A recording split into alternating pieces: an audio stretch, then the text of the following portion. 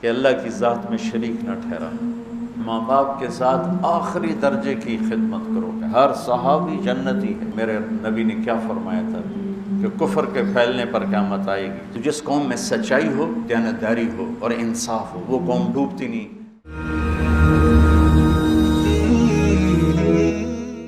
زندگی جو ہے نا احساسات کا نام ہے، اور احساسات پیسے سے، چیزوں سے اور عمارتوں سے، گاڑیوں سے نہ پروان چڑھتے ہیں نہ نیچے آتے۔ احساسات صرف رویوں سے پروان چڑھتے ہیں، رویوں سے ہی مر جاتے ہیں۔ اچھا والدین اولاد فرما برداری سے چل رہی ہو تو والدین عرشوں پہ ہوتے ہیں، اور ان کے سونے چاندی کے بیڈ روم اور اولاد ان کو آنکھیں دکھائے گریبان پکڑے تو وہ تحت الثری میں پہنچے ہوتے۔ بیوی کو سونے میں تولا ہو اور اس سے باہر عورتوں سے تعلق ہو تو بیوی کہتی مر جاؤں تو اچھا ہے۔ کہ زندگی رویوں سے پروان چڑھتی ہے۔ یہاں زندگی بیان ہو رہی ہے۔ اعوذ باللہ من الشیطان الرجیم، بسم اللہ الرحمن الرحیم، قل تعالوا او اتلو ما حرم ربکم علیکم، میں تمہیں بتاؤں کہ تمہارے رب نے تم پہ کیا حرام کیا ہے۔ اللہ تشرکوا بہ شیئا، کہ اللہ کی ذات میں شریک نہ ٹھہرانا، اللہ کی ذات میں شریک نہ ٹھہرانا۔ کل بھی میں نے عرض کیا تھا ایک دم کسی پہ مشرک کے فتوے لگانا یہ اچھا نہیں لگتا۔ تو پہلا ہے لا الہ الا اللہ، لا کی تلوار سے پوری مخلوق کو اڑا دو اور صرف اللہ کے آگے سر جھکا دو۔ تو بندگی کی ایک آیت ہے اللہ تشرکوا بہ شیئا، صرف ایک آیت، جو لا کہا وہ لا ہوا، لو لا بھی اس میں لا ہوا، جز لا ہوا، کل لا ہوا، پھر کیا ہوا، اللہ ہوا۔ دوسرا کیا ہے؟ وبالوالدین احسانا، کہ ماں باپ کے ساتھ آخری درجے کی خدمت کرو، آخری درجے کی، آخری حد تک کی خدمت کرو ماں باپ کی، ان کی دعا لو۔ ان تلد الامۃ ربتہا، قیامت کی نشانی کیا ہے کہ بیٹیاں ماؤں سے نوکرانی جیسا سلوک کرنے لگ جائیں۔ ایک صحابی سکرات میں تھے تو ان کی بیگم کا پیغام آیا کہ کلمہ نہیں پڑھا جا رہا۔ اب پریشان کہ صحابی ہو کہ کلمہ نہیں پڑھا جا رہا، کلن وعد اللہ الحسنی، کہ ہر صحابی جنتی ہے۔ تو آپ تشریف لائے اور کہا بیٹا کلمہ پڑھو، کہا جی پڑھا نہیں جاتا، بول رہے ہیں لیکن کلمہ نہیں پڑھا جاتا۔ آپ نے فوراً پوچھا والدین میں کون زندہ ہے؟ کہا جی ماں زندہ ہے۔ راضیہ ناراض ہے؟ کہ جی ناراض ہے۔ اب نے ان کو فوراً بلوایا، وہ تشریف لائیں تو آپ نے فرمایا تم اپنے بیٹے پہ ناراض ہو؟ علقمہ ان کا نام، علقمہ پہ ناراض ہو؟ کہ جی ناراض ہو۔ کیا ناراضگی ہے؟ غور سے سننا۔ یا رسول اللہ بہت نیک بچہ ہے، دین کی کوئی ناراضگی نہیں، راتوں کو اٹھتا ہے، نماز پڑھتا ہے، قرآن پڑھتا ہے، دن میں روزہ رکھتا ہے، لیکن جب مجھ سے بات کرتا ہے تو بدتمیز ہو کے کرتا ہے، بس اس سے میرا دل ٹوٹ گیا۔ زبان کی شدت، زبان کی شدت، زبان کی سختی۔ آج کل تو اولادیں ماں باپ کو مار رہی ہیں، پٹائیاں کر رہی ہیں، ہمارے دیہاتوں میں تو عام ہے۔ باپ کو بھی بات کرتے ہیں تو گالی دے کر بات کرتے ہیں، ماں سے بات کرتے ہیں گالی دے کر بات کرتے ہیں۔ اور میرے نبی نے کیا فرمایا تھا کہ کفر کے پھیلنے پر قیامت آئے گی، جب دنیا میں کوئی انسان مسلمان نہیں ہوگا قیامت آئے گی، لیکن میرے نبی نے فرمایا جب ماؤں کو ذلیل کیا جائے گا قیامت آ جائے گی۔ کہا یا رسول اللہ مجھے اس کے دین کا گلہ نہیں، مجھے اس کے اخلاق کا گلہ ہے، مجھ سے بات کرتا ہے تو بدتمیز ہو کے کرتا، تو میرا دل ٹوٹ گیا۔ تو آپ نے فرمایا معاف کرو گی؟ کہ میرا جی نہیں چاہتا۔ آپ نے فرمایا میں آگ لگا دوں سفارش کرو گی؟ کہا نہیں اتنا تو نہیں چاہتے۔ کہ تو نے معاف نہ کیا تو سیدھا اللہ کی آگ میں جائے گا۔ کہا اچھا یا رسول اللہ میں معاف کرتا ہوں۔ آپ نے کہا کہو لا الہ الا اللہ، تو نے لا الہ الا اللہ کہا اور جان نکل گئی۔ پھر آپ نے ان کے جنازے میں شرکت فرمائی اور ان کے تدفین میں شرکت فرمائی، اور دفن کے بعد فرمایا سنو جس نے ماں باپ کو دکھ دیا اس پہ اللہ کی لعنت، اس پہ فرشتوں کی لعنت، اس پہ زمین آسمان کی لعنت، نہ ان کی نماز قبول ہے، نہ روزہ قبول ہے، نہ صدقہ قبول ہے۔ تو بالوالدین احسانا، کہ والدین کے احسان کیا ہوتا ہے؟ کسی عمل کو اعلیٰ سے اعلیٰ درجے پر کرنا، اس کا نام عربی میں احسان ہے۔ ہماری اردو میں احسان اور معنی میں آتا ہے۔ وَلَا تَقْتُلُوا أَوْلَادَكُم مِّنْ إِمْلَاقٍ نَحْنُ نَرْزُقُكُمْ وَإِيَّاهُمْ، اپنی اولاد کو بھوک کی وجہ سے قتل مت کرو، ہم تمہیں بھی دیں گے اور ان کو بھی دیں گے۔ سورہ بنی اسرائیل میں یہی آیت ہے، لا تقتلوا اولادکم خشیۃ املاق نحن نرزقهم وإیاکم، یہاں ہے لا تقتلوا اولادکم من املاق نحن نرزقکم وإیاہم۔ یہ قرآن کی خوبصورتی ہے، یہ قرآن کا حسن ہے، یہ قرآن کا جمال ہے، سبحان اللہ۔ سورہ یاسین میں جاء من اقصى المدینۃ رجل یسعی، اور سورہ قصص میں جاء رجل من اقصى المدینۃ یسعی۔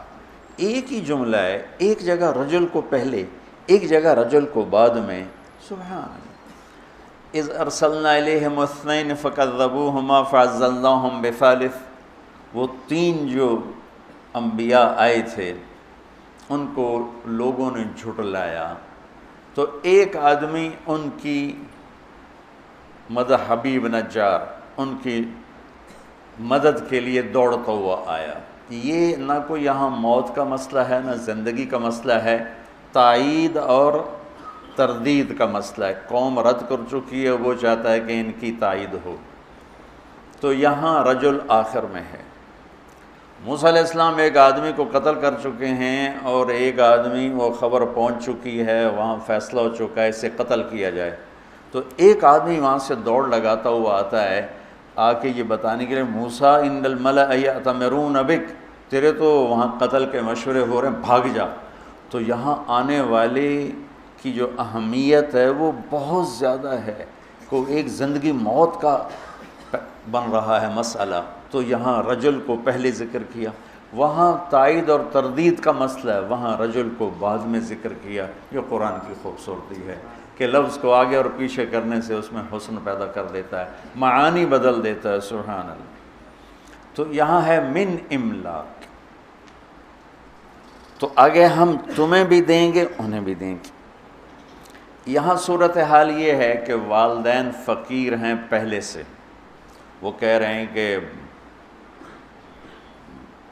بچہ پیدا ہوگا تو وہ کھائے گا کہاں سے، تو اللہ تعالیٰ ان کو کہہ رہے ہیں تم اپنے فقر کا ڈر نہ کرو، تمہیں بھی دوں گا اور اس آنے والے کو بھی دوں گا۔ وہاں سورہ بنی اسرائیل میں والدین فقیر نہیں، کھاتے پیتے ہیں، لیکن ان کو ڈر ہے کہ بچہ آئے گا تو روٹی کا بوجھ بڑھے گا، پھر روٹی کہاں سے آئے گی، پھر پوری کہاں سے ہوگی، تو اللہ تعالیٰ نے وہاں کر دیا خشیۃ املاق، کہ تم کھا پی رہا ہے پر ڈر لگا ہوا ہے، تو اللہ نے وہاں بچوں کو پہلے کر دیا کہ آنے والے کو بھی دوں گا، تمہیں بھی دوں گا۔ یہ قرآن کی خوبصورتی ہے۔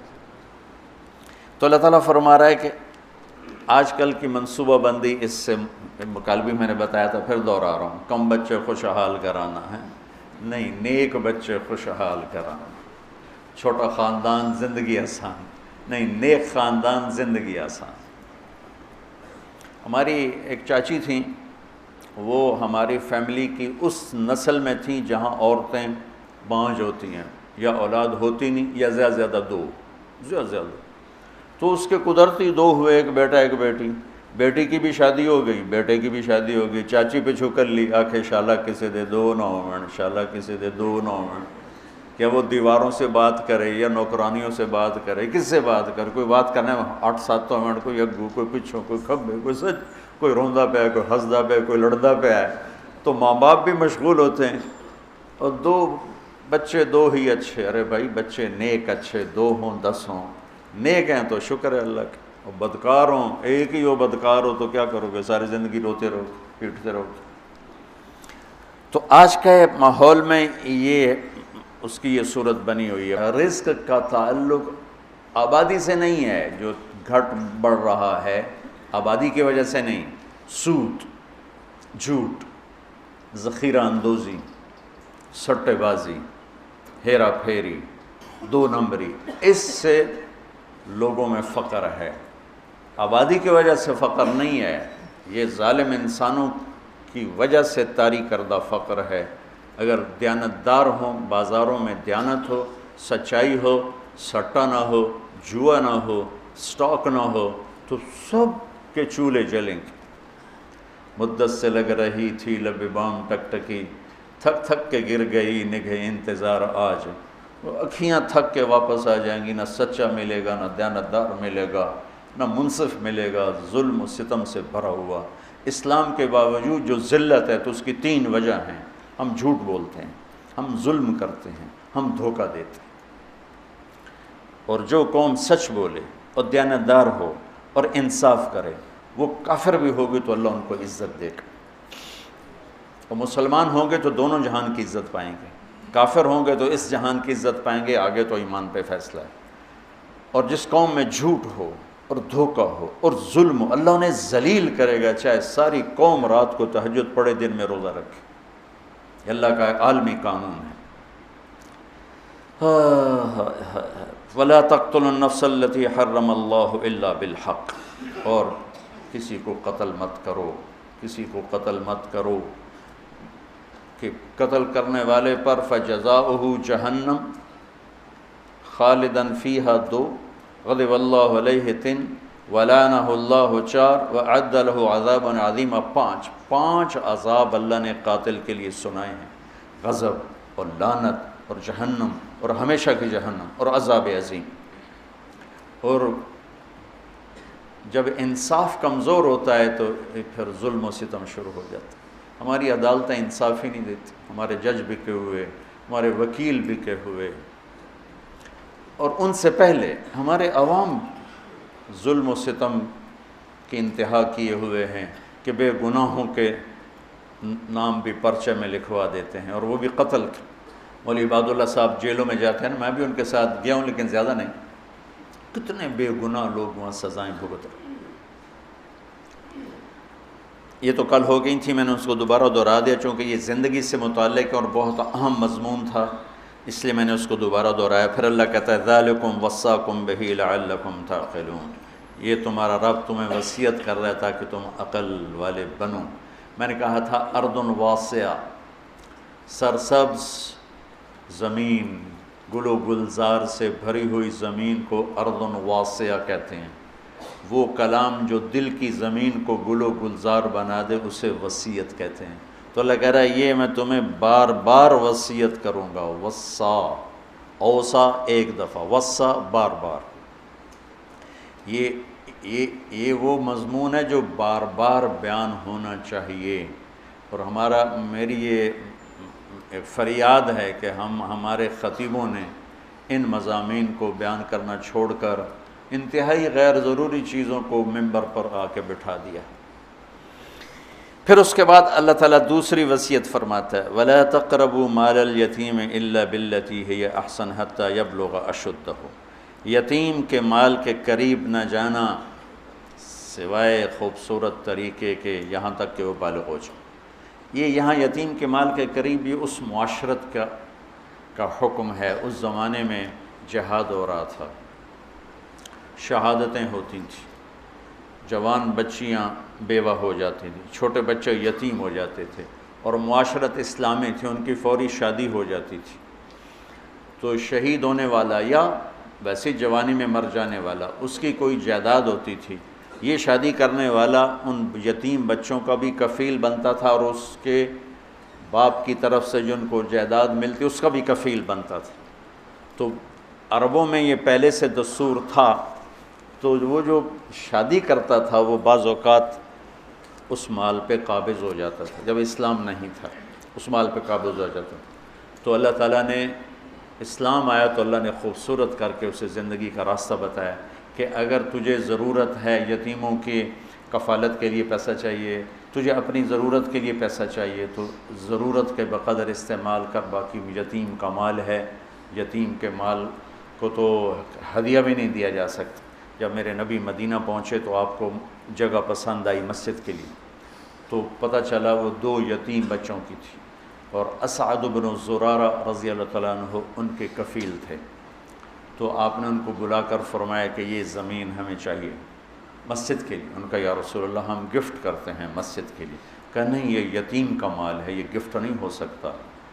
وہ بڑے ہوتے بالغ ہوتے پھر ٹھیک تھا، وہ بچے ہیں اور تم وکیل ہو، تم نہیں گفٹ کر سکتے۔ کہا اچھا یا رسول اللہ آپ قیمت لگوائیں، جتنی قیمت لگے گی اس سے کم پہ آپ کو دے دیں گے۔ آپ نے کہا ٹھیک ہے۔ تو اس کی قیمت لگوائی گئی 7 دینار، جو میرے نبی نے مسجد بنائی اس کی زمین کی قیمت لگی 7 دینار۔ تو اسد بن زرارہ نے عرض کیا تھا کہ ہم قیمت گھٹا دیں گے، تو آپ نے اس کو بلا کر فرمایا یہ بچوں کی زمین کی قیمت لگی ہے 7 دینار اور میں دے رہا ہوں 10 دینار۔ اوہ ہو، آج کل ایک اور بڑی بے حسی، مجھے اس پر یہ یاد آ گیا، کوئی بھائی پھنس جائے نا، نقصان ہو جاتا ہے، فراڈ ہو جاتا ہے، پھر وہ اپنا گھر بیچنے پہ آتا ہے یا پلاٹ بیچنے پہ آتا ہے یا دکان بیچنے پہ آتا ہے تو روپے کی چیز 4 آنے کی قیمت لگاتا ہے۔ اور مجھے ایک پراپرٹی ڈیلر کہنے لگا کہ جی مجھے فلاں بڑے تاجر کا فون آیا کہ کوئی مرغہ پھنسا نہیں۔ میں نے کہا کیا مطلب مرغہ پھنسا نہیں؟ کہا کہ کوئی ایسا آدمی جو مجبور ہو گیا ہو جائیداد بیچنے پر اور اس کو نقصان ہو چکا ہو، تو کوئی ایسا تو بتاؤ تاکہ ہم تھوڑے پیسوں پہ خرید لیں۔ تو قریب سے صبح کے سیر کر رہے تھے، ایک گھر کے قریب سے گزر گیا، جیسے یہ گھر والا ہے، اس کا گھر 24 کروڑ کا ہے، 6 کنال ہے اور اس کی قیمت لگ رہی ہے میکسیمم 18 کروڑ۔ چونکہ یہ پھنسا ہوا ہے، یہ گھر بیچ کے قرضے دینا چاہتا ہے اور سب کو پتہ ہے یہ بیچے بغیر رہ نہیں سکتا، تو 24 کروڑ کی چیز 18 کروڑ اس کا لگا رہے ہیں اور اس کو مرغہ کہہ رہے ہیں، کوئی مرغہ پھنسا تو نہیں۔ میں نے کہا اگر میں ہوتا تو میں 24 کروڑ کے 30 کروڑ دیتا، کہ 24 کروڑ سے اپنے قرضے اتارے اور اوپر والے 6 کروڑ سے اپنا کاروبار کرے۔ مسلمان سخی ہوتا ہے، ظلم و ستم کی انتہا ہے کہ ایسے بے رحم ہیں، پیسے کے معاملے میں ایسے بے رحم ہیں، اور اچھے اچھے داڑھیوں والے نمازی پرہیزگار محراب ماتھے پر، لیکن پیسے کا نام آتے ہی وہ ایسے سنگ دل ہو جاتے ہیں جیسے ان کے سینے میں دل نہیں، پتھر کا کوئی ٹکڑا، کوئی دھڑکنے والا دل نہیں ہے بلکہ ایک کھٹکنے والا پتھر کا ٹکڑا رکھا ہوا ہے۔ تو میرا اللہ مال کے خرچ کو یہاں ہمیں سکھا رہا ہے کہ مال کا خرچ احتیاط سے کرو، دیانتداری سے کرو، وَأَوْفُوا الْكَيْلَ وَالْمِيزَانَ بِالْقِسْطِ، اور ناپ تول میں کمی نہ کرو۔ قوم شعیب تباہ و برباد ہو گئی ناپ تول میں کمی کی وجہ سے۔ وَيْلٌ لِّلْمُطَفِّفِينَ الَّذِينَ إِذَا اكْتَالُوا عَلَى النَّاسِ يَسْتَوْفُونَ وَإِذَا كَالُوهُمْ أَوْ وَزَنُوهُمْ يُخْسِرُونَ أَلَا يَظُنُّ أُولَٰئِكَ أَنَّهُمْ مَبْعُوثُونَ لِيَوْمٍ عَظِيمٍ يَوْمَ يَقُومُ النَّاسُ لِرَبِّ الْعَالَمِينَ كَلَّا إِنَّ كِتَابَ الْفُجَّارِ لَفِي سِجِّينٍ۔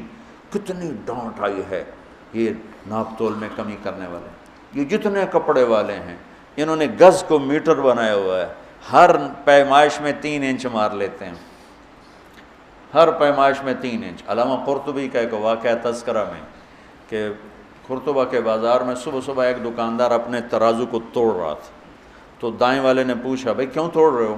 کہا بھائی بس میری توبہ میری توبہ، میں تو ڈر گیا ہوں کہ آج ہمارا پڑوسی مر رہا تھا اور ہم سب اس کو کلمہ پڑھا رہے تھے، وہ کہہ رہا تھا نہیں پڑھا جا رہا نہیں پڑھا جا رہا۔ ہم نے پوچھا کیوں نہیں پڑھا جا رہا؟ کہنے لگا میرے ترازو کا کانٹا میرے یہاں چبھا پڑا ہے، میرے ترازو کا کانٹا یہاں چبھا ہوا ہے، مجھ سے پڑھا نہیں جا رہا۔ وہ اس ڈنڈی مارنے پر اس نے کتنی دنیا بنائی ہوگی۔ ایک کپڑے کا تاجر 3 انچ مار لیتا ہے اگلے کے، کتنے انچ مار لے گا، اور جاتے ہوئے کلمے سے محروم ہوگا تو کی لے کے مٹی تو سو لیتے گا۔ میرا سارا بازار بددیانتی بددیانتی بددیانتی، اور اس میں کوئی تمیز نہیں، داڑھی والا بغیر داڑھی والا، نمازی بے نمازی، کوئی تمیز۔ پرانی بات ہے، ایک دکاندار کہنے لگا جی میں قرآن پڑھ رہا تھا، ایک گاہک آ گیا جی تسی قرآن پڑھ رہے ہو؟ میں کہا تہاڈے کول ہی سودا لے لواں۔ میں جی 16 روپے میٹر دا کپڑا 48 روپے میٹر انہوں بیچا۔ میں کہا چنگی تھوک لائیے، اس نے تیرے قرآن پہ اعتماد کیا، تو نے یہ ظلم کیا۔ تو جب معاملات آتے ہیں تو سب کا مذہب پیسہ بن جاتا ہے، اور اس طرح پھسلتے ہیں لوگ، اس طرح پھسلتے ہیں۔ 4 آنے 2 ٹکے پر ایمان بیچ دیتے۔ مسلمان کا سرمایہ ایمان ہے، مسلمان کا سرمایہ اس کی عزت ہے، اس کی آبرو ہے، اس کی غیرت ہے، اس کا ضمیر ہے، اس کی آخرت ہے۔ یہ چند ٹکے بچا کر اپنی ایمان، اپنی عزت، اپنی غیرت ہر شے داؤ پہ لگا دیتے۔ یہاں ہم ہمارے عزیزوں میں سے ایک نے اپنے بچے کو بٹھایا ایک دکان پر، وہ دکان والے داڑھی والے نماز مسجد میں جا کے پڑھتے ہیں جب اذان ہوتی ہے، اور 4 مہینے بعد اس کو بھگا دیا۔ میں نے اس سے پوچھا اس بچے سے کہ تمہیں کیوں بھگا دیا؟ کہا جی میں سچ بتاتا تھا تو وہ مجھ پر ناراض ہوتے تھے کہ تو تو میرا کاروبار برباد کریں گا سچ بول کے، چل چھٹی کر، تو مجھے بھگا دیا۔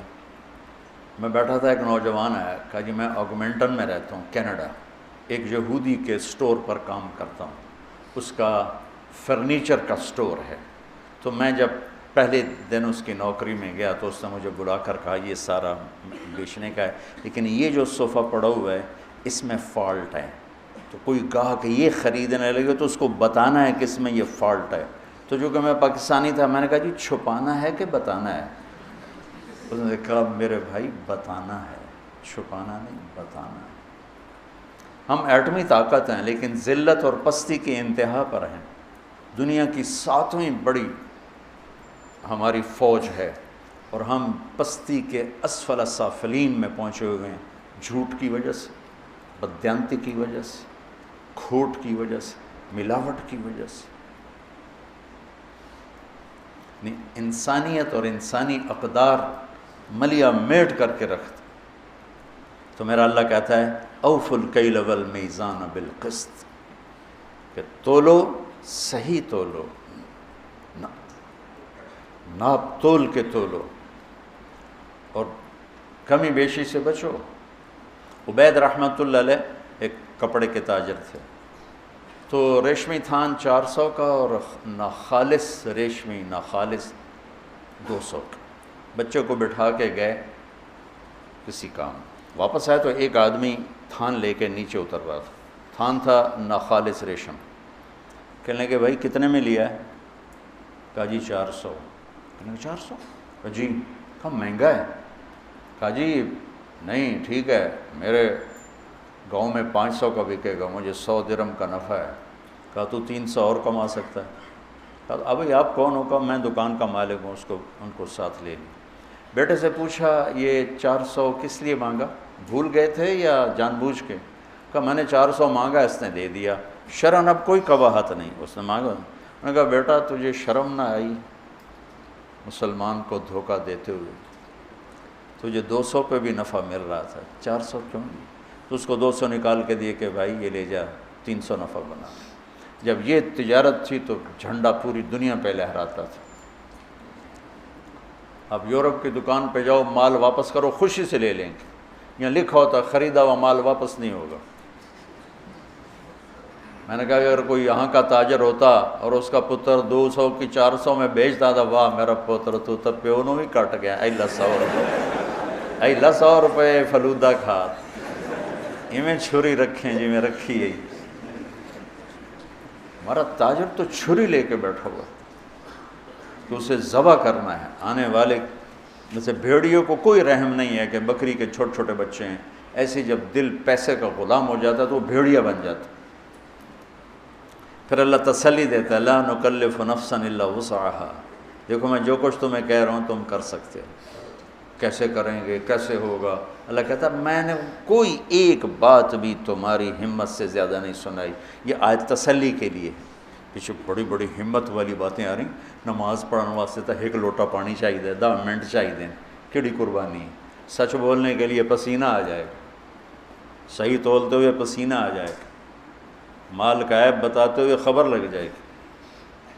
وہ میں نے بیان کیا تو ایک ہمارا دوست ہے، اس کا شو روم ہے، تو ہماری جماعت گئی پشاور، اس کا بہت بڑا شو روم ہے، تو میں اس کو ملنے گیا تو وہ مجھے دکھا رہا تھا، تو ایک گاڑی کھڑی تھی ٹویوٹا، نہیں، کہنے لگا یہ گاڑی دیکھ رہا ہوں، کہا یہ 1 سال ہوا ہے نہیں بک رہی تمہاری وجہ سے۔ میں کہا میں تو آج تیرے شو روم سے آیا، میری وجہ تو کیوں؟ کہا تم نے ترغیب دی تھی سچ بولو، تو میں یہ گاڑی لگ گئی تھی جب اس کو ٹرک سے اتار رہے تھے، تو اس کو ٹھیک کر کے ہم نے لگا دیا ہے، جو آتا ہم کہتے ہیں لگی ہوئی ہے وہ چھوڑ کے چلا جاتا ہے۔ میں نے کہا مجھے دے دو، میں خرید لیتا ہوں۔ اس وقت ٹویوٹا 5 لاکھ کی تھی۔ کہنے تمہیں جرمانہ کیوں ڈالوں، انشاءاللہ بک جائے گی، لیکن میں نے سوچا سچ ہی بولنا ہے، جھوٹ نہیں بولنا۔ 1 سال وہ گاڑی کھڑی رہی۔ ابھی ہماری جماعت وہیں تھی کہ اس کا فون آیا کہ میری گاڑی بک گئی۔ میں نے فالٹ بتایا تو بھی بک گئی۔ تھوڑا سا اللہ دیکھتا ہے، پھر دروازے کھول دیتا ہے۔ اس لیے کہتا ہے لا نکلف نفسا الا وسعها، جو تمہیں بتا رہا ہوں نا تم کر سکتے ہو، تمہاری ہمت سے اوپر میں نے کچھ نہیں بتایا۔ وَإِذَا قُلْتُمْ فَاعْدِلُوا وَلَوْ كَانَ ذَا قُرْبَىٰ وَبِعَهْدِ اللَّهِ أَوْفُوا ذَلِكُمْ وَصَّاكُمْ بِهِ لَعَلَّكُمْ تَذَكَّرُونَ، اور جب بولو تو انصاف کا بولو، فَاعْدِلُوا، چاہے یہ گواہی تیرے رشتہ دار کے خلاف ہی جاتی ہو، لیکن بولو تو سچ بولو۔ اس سے مراد صرف گواہی نہیں ہے، اس لیے قلتم کا لفظ ہے جس میں وسعت ہے۔ وَلَوْ كَانَ ذَا قُرْبَىٰ میں اشارہ ہے کہ اگر تمہیں کہیں اپنے رشتہ دار کے خلاف بھی سچ نظر آئے تو بولو۔ گواہی کا لفظ نہیں ہے، قلتم کے اندر گواہی بھی ہے، اور قلتم کے اندر عموم ہے، جب بول انصاف کا بول، یعنی ایسا بول نہ بول جو کسی کی عزت کو اڑا دے، کسی کی پگڑی کو اچھال دے، کسی کی عزت نفس کو ذبح کر کے رکھ دے، کسی کی بیٹی کی عزت اچھل جائے، کسی کے بچے کی عزت اچھل جائے، ایسا بول نہ بول۔ یہ صرف عدالت کی گواہی کی حد تک نہیں ہے، عدالت کی گواہی کی حد تک نہیں، میرا مستقل مضمون ہے زبان کی حفاظت کرو، زبان کی حفاظت کرو، ماں باپ کے آگے سنبھل کے بولو، بیوی کے آگے سنبھل کے بولو، بچوں کے آگے، ہر انسان کے آگے سنبھل کے بولو۔ جہاں خون کے رشتے ہیں وہاں بہت زیادہ سہ جاؤ، تھوڑی دیر کی تکلیف ہوگی، پھر اللہ تمہیں ایسی راحت دے گا کہ اس کا مزہ لوگی۔ پی جا ایام کی تلخی کو بھی ہنس کے ناصر، اللہ اس کی بخشش کرے، میرا دوست تھا ناصر، پی جا ایام کی تلخی کو بھی ہنس کے ناصر، غم کے سہنے میں بھی قدرت نے مزہ رکھا ہے، جب سے تم نے مجھے دیوانہ بنا رکھا ہے، سنگ ہر شخص نے ہاتھوں میں اٹھا رکھا ہے۔ صبر میں بھی ایک لذت ہے، ایک مٹھاس ہے، جیسے غصہ نکالنے میں ایک تسلی ہوتی ہے، بعد میں پشیمانی کے انبار لگ جاتے ہیں، پی جانے میں ایک کڑواہٹ ہوتی ہے، اور بعد میں راحت و انبساط اور فرحت کے دروازے کھل جاتے ہیں۔ اگر زندگی کو خوبصورت بنانا ہے تو سہنا سیکھو، نظر انداز کرنا سیکھو، جواب دینا نہ سیکھو، چپ رہنا سیکھو، جواب دینا نہ سیکھو، چپ رہنا سیکھو۔ اس نے یہ کہہ دیا، اس نے کیوں کہہ دیا، اس نے یہ کہا، کہنے دو، گزر جاؤ، تو اللہ تمہیں اندر کو ٹھنڈک پہنچا دے۔ کلمۃ العدل فی الغضب والرضا، یہ اس کی اصل تفسیر ہے کہ ہر حال میں زبان سے بولو، نپا ہوا، تلا ہوا، صحیح۔ ہم انسان ہیں، کبھی بریک فیل ہو جائے گی تو ہو جاتا، کلمہ نہیں، لیکن یہ عادت نہ ہو جائے تو اللہ سے توبہ، یا اللہ معاف کرو، جس سے زیادتی ہوئی اس سے معافی اور تلافی، اور پھر ہمت کر کے پھر سفر شروع کریں گے، پھر گر پڑیں گے، کیا ہوا؟ گرتے ہیں شاہ سوار ہی میدان جنگ میں۔ یہ تو جنگ ہے نفس کے ساتھ، جو خوفناک جنگ ہے، جو ہر آن ہر گھڑی جاری ہے، کبھی وہ جیتے گا، کبھی ہم جیتیں گے۔ جب وہ جیتے گا ہم روئیں گے، معافی مانگیں گے اللہ سے بھی، جس سے زیادتی ہوگی اس سے بھی، تو اللہ تعالیٰ اس پر ہمارا، اللہ خوش ہوگا، اور اللہ ہمیں آہستہ آہستہ آہستہ آہستہ نفس مطمئنہ نصیب فرما دے گا۔ وَإِذَا قُلْتُمْ فَاعْدِلُوا، زبان کے بول کو عدل والا بنا دے۔ لقمان علیہ السلام کا فرمان ہے، بیٹا چپ رہنے پہ کبھی نہیں پچھتایا، ہمیشہ اپنے بول پہ پچھتایا۔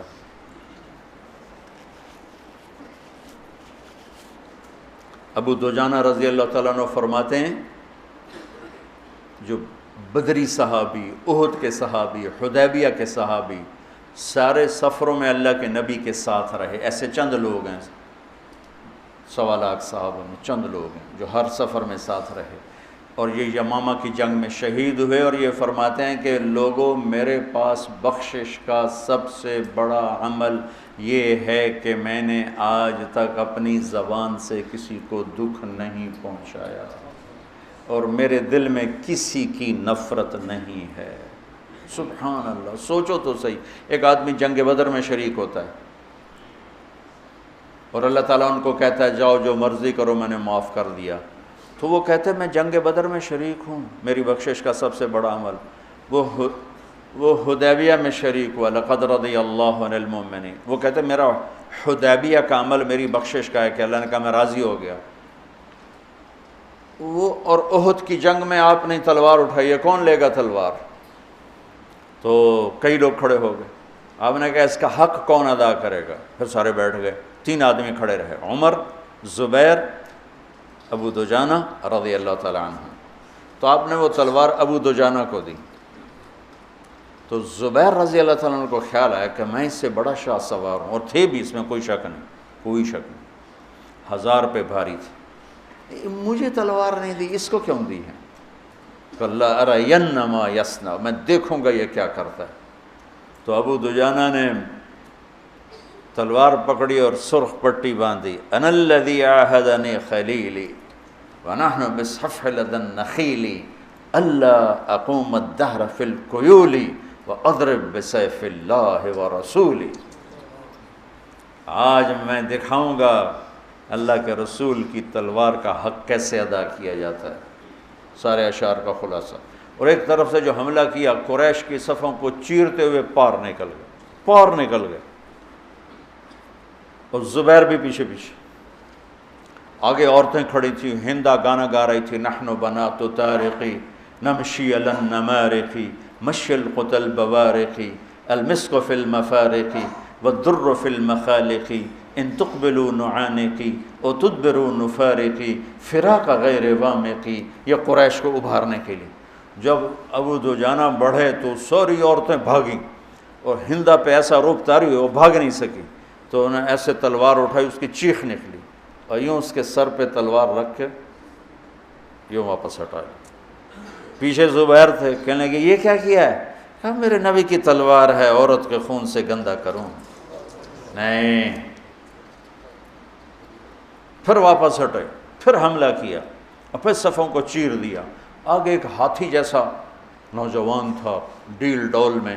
زبیر کہنے لگے میری جی میں آیا، اس سے ٹکر لے تو پھر میں دیکھوں کتنے پانی میں. قدرتی آمنے سامنے ہو کے، اور ایسی زور کی دونوں میں ٹکر ہوئی کہ بہادری اور دلیری بھی آش آش کر اٹھی. اور دائیں بائیں کے لوگ متوجہ ہو گئے ان دونوں کی جنگ دیکھنے کے لیے. تھوڑی دیر کے لیے رک گئے. ایسی خوبصورت ان کی جنگ اور دلیری اور بہادری کے رک گئے ایک دفعہ قدم. اس نے وار کیا، ابو دجانہ کی ڈھال ٹوٹ گئی اور اس کے کندھے کو زخمی کر دیا. ابو دجانہ نے وار کیا، اس کی ڈھال توڑ کے تلوار یہاں لگی، 2 ٹکڑوں میں چیر کے پھینک دیا یوں. اور پھر چہرے سے ٹوپی ہٹا کر کہا ماذا ترى انا ابو دجانہ، کیا دیکھتے ہو؟ میں ہوں ابو دجانہ. یہ بندہ اتنے بڑے بڑے فضائل والا ان باتوں کی بجائے کہتا ہے کہ میری بخشش کا سب سے بڑا عمل یہ ہے کہ میں نے آج تک اپنی زبان سے کسی کو دکھ نہیں پہنچایا، اور میرے دل میں کسی کے بارے میں بغض نہیں. میرے بچوں، اپنے دل کو بغض سے پاک کرو. مولویوں کے دل میں بغض زیادہ ہوتا ہے، پتہ نہیں کیوں ہوتا ہے. اس لیے کہ وہ قانون ہی پڑھتے رہتے ہیں، محبت کا سبق نہیں پڑھتے، فقہ ہی پڑھتے رہتے ہیں، وہ پھر غصے میں ہی ہو جاتے. ہمارے خواجہ غلام فرید سرائکی کے بادشاہ ہیں، وہ فرماتے ہیں سکھ ریت روش منصوری نو ہن ٹھپ رکھ کنز کدوری نو ہادی نہ سمجھ ہدایہ کافی نہ سمجھ کفایہ کافیہ. بڑی مشہور کتاب ہے، تو وزن شعر کی وجہ سے اس کو بدلا ہے۔ ہادی نہ سمجھ ہدایہ، کافی نہ سمجھ کفایہ، کر پرز شرع وقایا، ایو دل قرآن کتاب ہے۔ چونکہ قرآن سے نہیں جڑتے نا ہم، اور سیرت سے نہیں جڑتے، تو دل کی دنیا خشک سی ہو جاتی ہے، جیسے زمین پانی کے بغیر خشک ہو جاتی ہے، ایسی دل کی دنیا خشک ہو جاتی ہے۔ ساری امت کی خشک ہوئی پڑی ہو، تم سارے مولوی بیٹھے ہو اس لیے میں تمہارے سامنے یہ کہہ دیا، ورنہ سب کا یہی حال ہے، غصے سے بھرے ہوئے، بغض سے بھرے ہوئے، برداشت نام کی شے کوئی نہیں۔ محبت کرنا سیکھو، محبت دینا سیکھو، حسن ظن سیکھو، نفرت سے دلوں کو پاک کرو، دل آزاری سے زبان کو پاک کرو۔ وَبِعَهْدِ اللَّهِ عَوْفُوا، اور اللہ سے کیے ہوئے عہد و پیمان کو نبھاؤ، اللہ سے کیے ہوئے عہد و پیمان کو نبھاؤ۔ وَلَا إِلَهَ إِلَّا اللَّهِ أَلَسْتُ بِرَبِّكُمْ قَالُوا بَلَىٰ، اللہ کو رب مانا ہے، نبھا کے دکھا دو۔ فَلَكَ ذَلِكُمْ وَصَّاكُمْ بِهِ لَعَلَّكُمْ تَذَكَّرُونَ، یہ اگلی وصیت ہے جو اللہ تمہیں کر رہا ہے کہ شاید تمہیں کچھ یاد آ جائے۔ پھر آگے اللہ خوشخبری سناتا ہوا، أَنَّ هَذَا صِرَاطِي مُسْتَقِيمًا، یہی ہے میرا سیدھا راستہ، فَاتَّبِعُوهُ، اسی پہ چلنا، وَلَا تَتَّبِعُوا السُّبُلَ، دائیں بائیں چھوٹے رستوں پہ نہ جانا، فَتَفَرَّقَ بِكُمْ عَنْ سَبِيلِهِ، یہ تمہیں اصل راستے سے ہٹا دے گا۔ یہ ہے فرقہ واریت، کہ ان مسائل پہ لڑنا جن کا نہ جنت سے تعلق ہے نہ جہنم سے تعلق ہے، جس کا نہ آخرت سے تعلق ہے نہ دنیا سے تعلق ہے۔ تو میرا اللہ کہہ رہا ہے ان چکروں میں نہ پڑنا، ہاتھ یہاں باندھنے ہیں کہ یہاں باندھنے ہیں کہ چھوڑنے ہیں، رفع یدین کرنا ہے یا چھوڑنا ہے، سورۃ فاتحہ پڑھنی ہے یا نہیں پڑھنی ہے، یہ بھی کوئی لڑنے کی چیز ہے؟ سیدھا راستہ امت پنے کا۔ ہم علماء دیوبند کے شاگرد ہیں، وہ ہمارے لیے بنیان کی طرح ہے، لیکن چولا ہمارا امت پنے کا ہے، کرتا ہمارا امت پنے کا ہے۔ میں تم سب کو یہ کرتا پہنانا چاہتا ہوں کہ ہم علماء دیوبند کی تشریح دین پر راضی ہیں اور ان کے دلائل کو ہم قبول کرتے ہیں، لیکن باقیوں کو عزت دیتے ہیں، احترام کرتے ہیں۔ ہم کرتا پہنتے ہیں محمدی۔ آگے میرے نبی کے دین کی تشریح میں عقائد میں بھی اختلاف ہے، اعمال میں بھی اختلاف ہے، ترجیحات میں بھی اختلاف ہے، یہ سب انشاءاللہ جنت میں جائیں گے۔ جو لا الہ الا اللہ محمد رسول اللہ کا قائل ہے، اسی پہ مر گئے، انشاءاللہ جنت میں جائے گا۔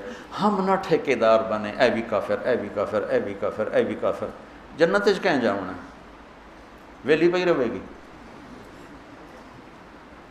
تو اللہ کہتا ہے یہ ہے میرا سیدھا راستہ، اور اس میں آپ دیکھو کہ سب اخلاقیات، سب، بس ایک لا تشرکوا بہ شیئا میں اشارہ کیا عقیدے اور عبادت کی طرف، وَبِعَهْدِ اللَّهِ أَوْفُوا، دو، باقی سب اخلاق اخلاق اخلاق، اور پھر آخر میں کہ یہ ہے اصل دین، اصل دین ہیں یہ چیزیں، ان اقیموا الدین ولا تفرقوا فیہ، دین ایک ہی ہے، جو اصول ہیں، جو فرائض ہیں، جو اخلاقیات ہیں، تمام اہل مکتب، اہل فکر، اہل مسلک، اہل مذہب، کون کہے گا جھوٹ بولو، کون کہے گا بدکاری کرو، فحاشی کرو، کون کہے گا ماں باپ کی بدتمیزی کرو، کون کہے گا ناپ تول میں کمی کرو، کون کہے گا دھوکہ دو، فراڈ کرو، ملاوٹ کرو، کھوٹ کرو، کون کہے گا نفرت کی آگ جلاؤ؟ کوئی نہیں کہتا۔ یہ ہیں وہ صراط مستقیم والی صفات جس پر چل کر ہم سیدھے آنکھیں بند کر کے چلیں، دوڑتے چلے جائیں۔ باقی سب چھوٹی چھوٹی سڑکیں ہیں، گم ہو جائیں گے، یہ موٹر وے ہے، گاڑی ڈالو اور چلو، سزوکی بھی پار۔ یہ بہت بڑی وصیت ہے، اس کو وصایا ثلاث کہتے ہیں۔ سورہ انعام کیا پورے قرآن کے خوبصورت دروس اور اسباق کا خلاصہ ہیں یہ چند صفات۔